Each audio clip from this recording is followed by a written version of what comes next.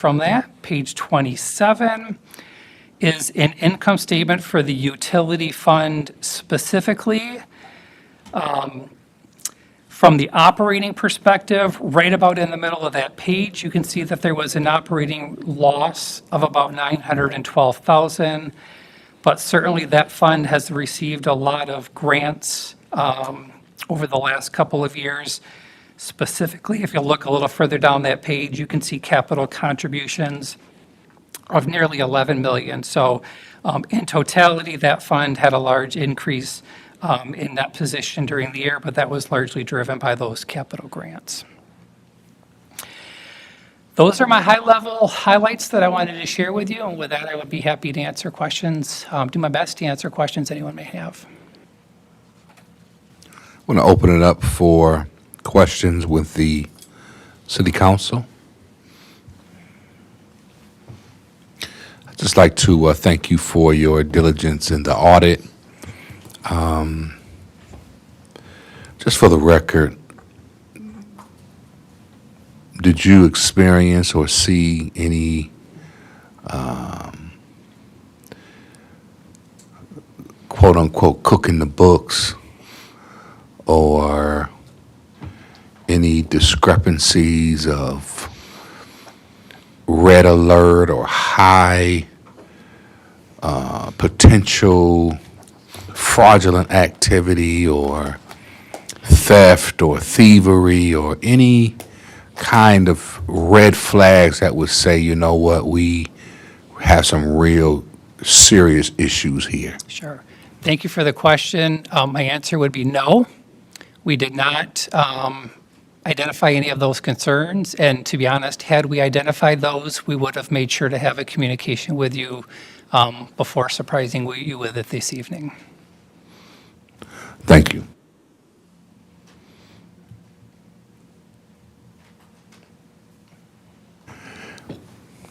All right, thank you for. We ask him to comment on the single audit that's also done that deals with the federal funds. Mr. Go right ahead, Mr. Manager. You also performed a single audit on the federal funds.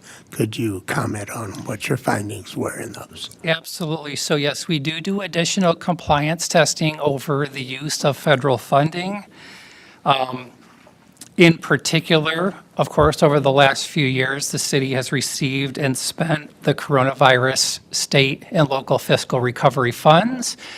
As part of our procedures, we have to do compliance testing to make sure that you've followed the rules that need to be followed, that the items that were purchased with those funds were appropriate and followed the rules.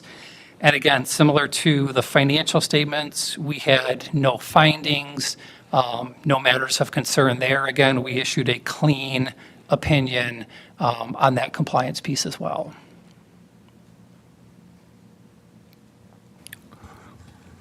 Thank you. Excuse me. Oh, pardon me. Chair recognizes Commissioner at Large Kennard.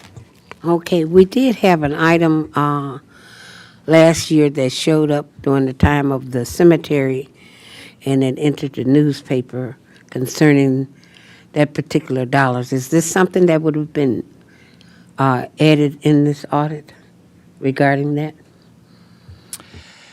I know there is one comment regarding an advance of funds that took place, I think, during the emergency manager's tenure several years ago.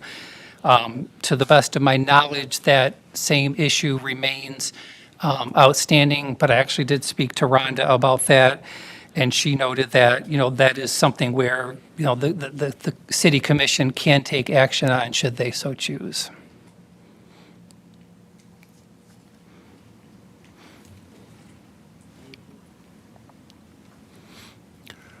This will conclude the audit presentation. Thank you for your report.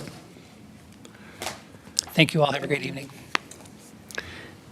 And this brings us to our citizens' comments or public participation. There is a 3-minute maximum per speaker. Please sign in with the city clerk.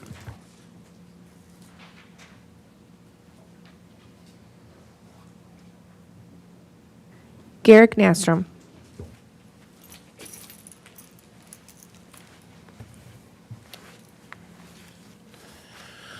Alrighty. Hello and good evening. My name is Garrick with Out Center Southwest Michigan. I'm here to express my disappointment in the continued inaction of City Manager Little since my last statement on February 18th. Out Center has yet to receive correspondence regarding the city's decision to not approve our park application for Twin Cities Pride Fest 2025.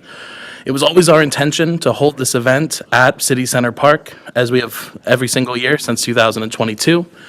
Over the years, we've maintained a positive partnership with the city and its representatives like Tamiko and many of the commissioners who are here today. It was not until January 8th, the day that City Manager Little told me that they would no longer be having events in City Center Park, that we began to reach out to our local partners to try and identify a suitable backup location for us. This not only disrupted our organization and our staff's time, but also resulted in significant rental fees, as there are limited options available for public festivals, especially ones that welcome roughly 1,000 attendees per event. The only disruption that Pride Fest has ever experienced in City Center Park was due to what Mayor Pro Tem Seats called in a recent committee meeting, hecklers, who were out there going ballistic and antagonizing kids. This is in line with our experience of what happened that day. Instead of the city taking accountability for its failure to uphold the park policies regarding inappropriate behavior and remove such bad actors, instead it seems that the city manager has chosen to double down on this failure to not enforce these policies and target our event for removal for 2025 and beyond.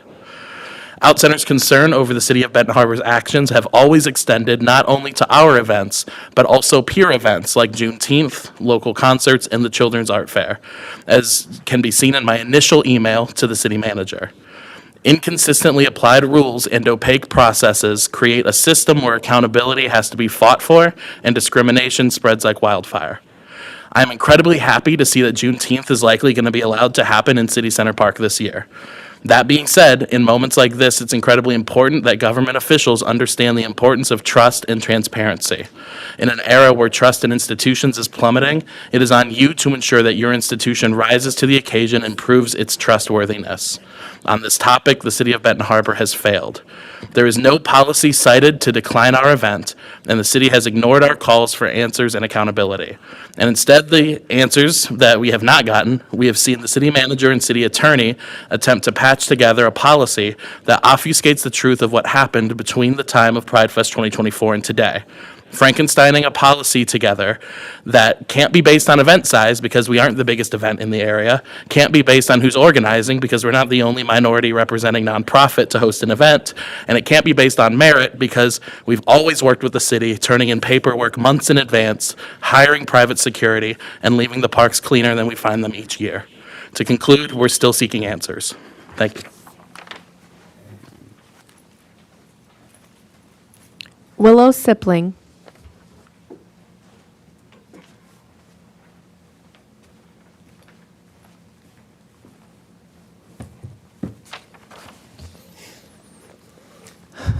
Good evening.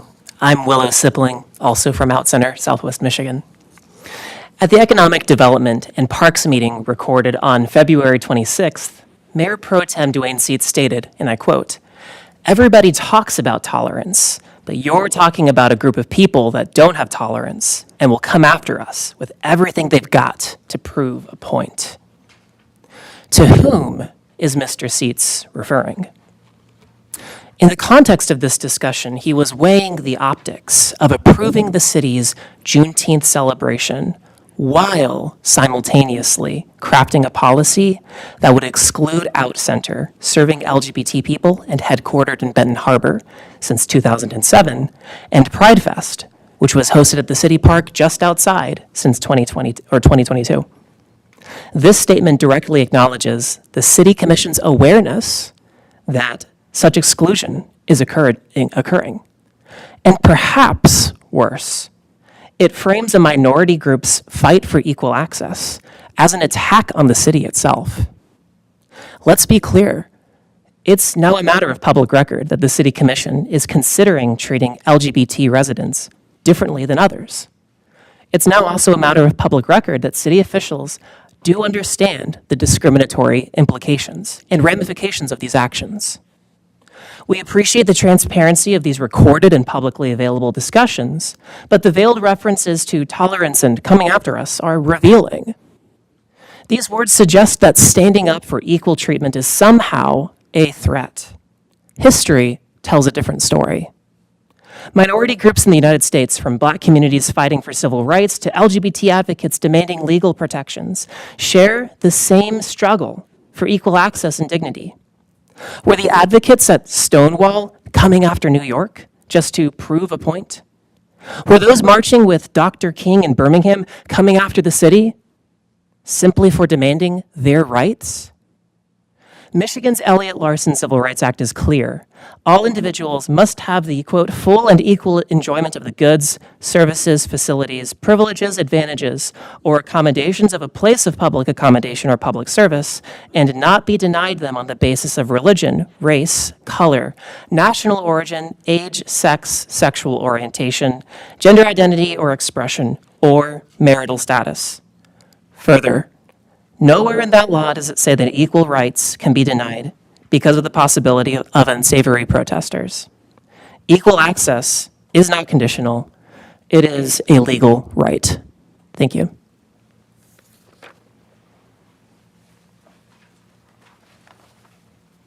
No more comments. This brings us to our consent calendar. Is there a motion for the approval of the consent calendar? Are there any items that should be separated? Motion Chair to approve. recognizes Fourth Ward Commissioner Clark Griffin. I'd like to separate number one. Motion is made by Commissioner Isom for the consent calendar motion. Is there a second? It is supported by Second Ward Commissioner Warren. Madam Clerk, please call the roll. Commissioner Clark Griffin, Yes. Commissioner Henderson, Yes. Commissioner Henry. Yes. Commissioner Isom, Yes. Commissioner Kennard. Yes. Commissioner Warren, Yes. Mayor Mohammed. Yes. Motion carried.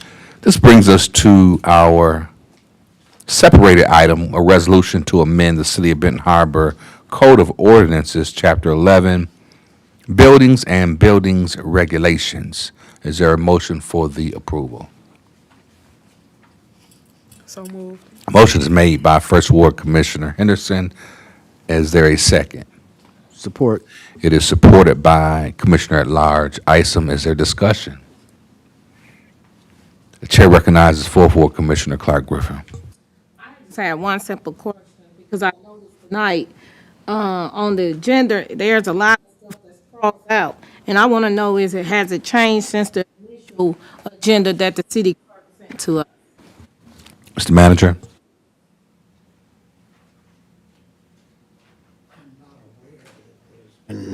Changes, I believe, no, I'm not aware of what changes, if any, were made. Assistant City Manager? There City have Clerk. been no changes to the agenda. No changes. No changes. All right, thank you. Madam Clerk, please call the roll. Commissioner Henderson, Yes. Commissioner Henry. Yes. Commissioner Isom, Yes. Commissioner Kennard. Yes. Commissioner Warren, Yes. Commissioner Clark Griffin, Yes. Mayor Mohammed. Yes. Motion carried. This brings us to our staff communication. I'd like to recognize the Director of Public Safety, Director McGinnis. Thank you, Mayor, Commissioners, staff, citizens. No report. Thank you. The chair recognizes our City Attorney, Attorney Seneca. Very briefly, Honorable Mayor, I just want to remind any citizens who may be listening that there was recently an article about how we're stepping up enforcement on blight and nuisance cases. I'd really like to encourage citizens, if you do get a ticket or you do get a warning, reach out to our code enforcement, reach out to our departments. We're there to help you. If these tickets go all the way to court, they're often misdemeanor tickets, and if you don't show up for court, you can be arrested. Right now, currently, I'm actually dealing with some people who had tickets in 2020, in 2021. They were picked up on warrants and they're in court now for tickets that are older. So I'd really encourage people to reach out. It doesn't get to that point unless you've ignored a lot of calls and a lot of letters and a lot of court dates. So I'd really encourage our citizens, if you're having an issue, if you're getting letters, please reach out to our code enforcement. That's why we're there. We're there to serve you. Chair recognizes the city clerk and assistant city manager, Clerk Moore. Just another reminder, April 22nd is the deadline for those candidate packets. So if anybody currently has them and not turned them in, get them in ahead of time so that they can be reviewed before they have to be sent over to the county. They can still be picked up at our office up until that point, but the due date to have them in is April 22nd. Chair recognizes the city manager, Mr. Little. Thank you, sir. Would just like to remind our citizens that the improved fee schedule regarding refuse pickup and so forth is being implemented. The stickers have been prepared and are available for sale at the window downstairs. So if you have mattresses that are being put out, please buy a mattress cover and cover them. And if you've got, and pick up the stickers to put on them so that our people know that they've been paid for so they can pick them up. Same thing with any other kinds of bags or furniture, anything else that you're putting out outside of the 95-gallon container. Chair recognizes Fourth Ward Commissioner Clark Griffin. I'd like to thank everybody for coming out tonight. This Saturday, we're having our fourth annual spring cleanup at noon, starting this Saturday, March 27 at noon. Just to name some of the places we will be cleaning up. It's Nolan and Wakanda, the trash that's in the alley. Wakanda and Bruno Vista, the trash in the empty lot. Forest Bridge is trash and leaves. North Wine and LaSalle, trash at the house. LaSalle, trash and large items. Wakanda and John Street, trash in the empty lot. Pasadena, trash and large items. Northfield, trash in the area. Bus Avenue and High, trash in the alley off of North Hull. Bus Avenue and High Street, middle of alley, large items. Nate Wells Drive and East Vineyard, large items in the alley. So we'll be cleaning up those areas on this Saturday. It's a lot of work and it's a lot of dumping. And it had stopped occurring, but for some reason we getting a lot of dumping again. So asking everybody, please help out, you know.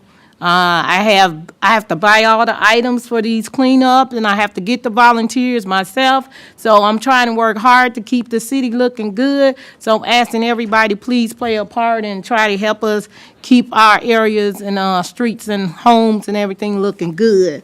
And I want to give a special shout out to Shaquille Turner, who always spearheads the cleanup.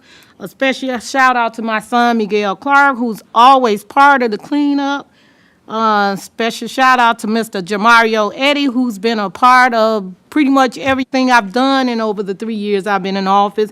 And my colleague, Commissioner Isons, he's been a part of most of the cleanup, and he's been a part of all the senior care package and toy giveaway. He loaded up that truck, him and my son, and last year his wife helped also. So just special shout out to everybody that's played a part in all the events and all the programs and projects that I've done since I've been in office, and even all the volunteers, even people that's donated to help to make these possible. So thank you all and have a good night.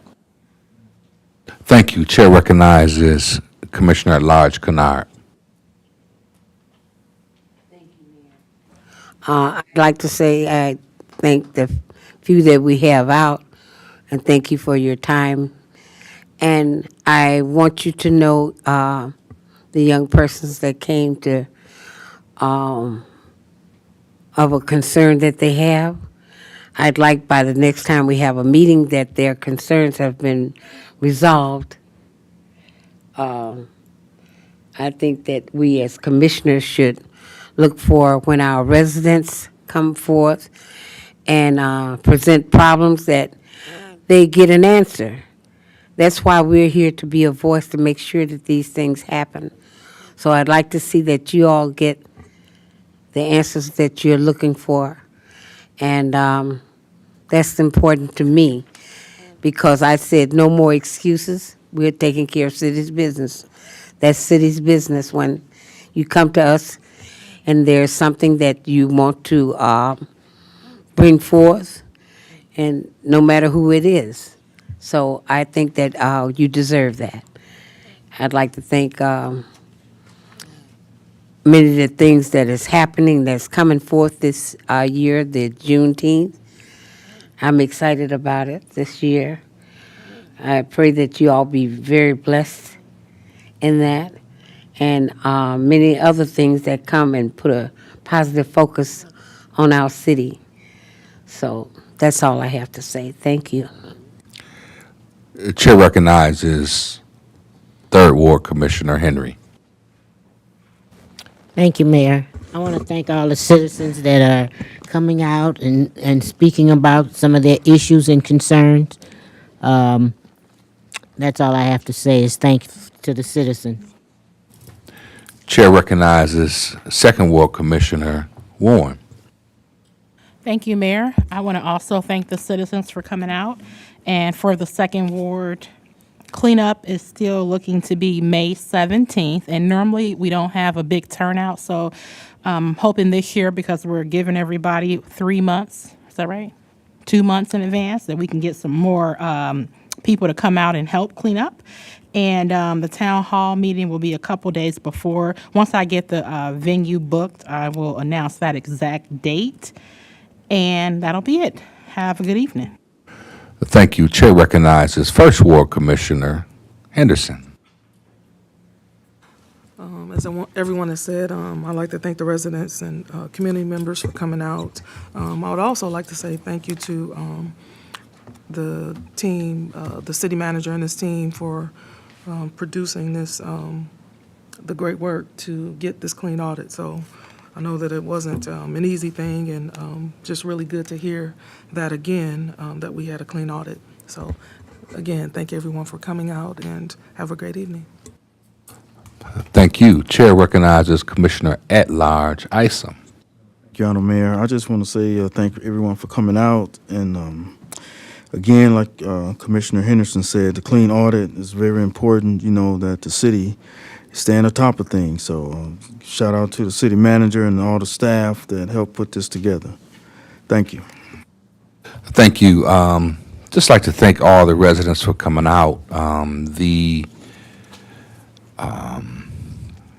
most recent trip was to Washington, D.C. I served as a delegate for the Great Lakes and St. Lawrence Cities Initiative, where we engaged and met with other mayors. Some were from Canada, from Montreal, St. Catharines. I think it was about 28 of us in all. We also partnered with the Mississippi River Cities, Towns, and Initiatives, where we met with a multitude of senators and congresspersons. On Wednesday, we met with Senator Peters, Debbie Dingell, Congressman Huizenga, John Molinar. We met with officials from the Canadian Embassy. On Thursday, we met with Senator Slotkin, Senator Duckworth, Representative Tlaib, and industry leaders. And we had a few asks. One was for the Great Lakes Restoration Initiative, which expires, which protects our Great Lakes, Huron, Ontario, of course, our own Michigan, Erie, and Superior. In the Great Lakes region itself, collectively, the economic input is $6 trillion. I just want to briefly talk about District 4, which is Congressional District 4 for City of Benton Harbor is within it. Motor vehicle parts and our trade with Canada is $410 million. Pharmaceuticals and medicines is $154 million. This is what we export. Motor vehicles, $145 million. electrical equipment and components, $134 million. Oil and gas, $85 million. That's a $2.3 billion annually goods to Canada. Exports and services to Canada is $51 million annually. Travel is $16 million. Charges for the use of intellectual property, $16 million. Business services, $14 million. Financial services, $2 million. Maintenance and repairs, $2 million. There's over 3,330 people employed at Canadian-owned businesses in Congressional District Number 4. So it's a huge deal. Of course, Benton Harbor has Javis, we have Aludyne, we have New Products, we have Whirlpool Corporation, who would be impacted severely as well. So we were appealing to legislators to what we are seeing now for some type of cool, because at the end of the day, the tariffs impact everyday people, whether you're Republican, Democrat, however you identify. This is a major issue for the state of Michigan, and anything that impacts the state of Michigan ultimately will impact the city of Benton Harbor. So we had some excellent meetings. They were full, packed days, but it was in the interest of making sure that the city of Benton Harbor is secure. Another ask was the federal freeze, where the city of Benton Harbor has over $100 million in grants, from housing to infrastructure to water, and we want to make sure that that money continues to flow. So I'll give a further update, but we got a great response from the legislators, and we can see where the president is working with Canada to make sure that there's no major disruption moving forward. With that, is there a motion to adjourn? Motion to adjourn. Motion is made by Commissioner Isom and it is seconded by Commissioner Clark Griffin. Madam Clerk? Commissioner Clark Griffin, Yes. Commissioner Henderson, Yes. Commissioner Henry, Commissioner Isom, Yes. Commissioner Kennard, Commissioner Warren, Yes. Mayor Mohammed. Yes. Motion carried.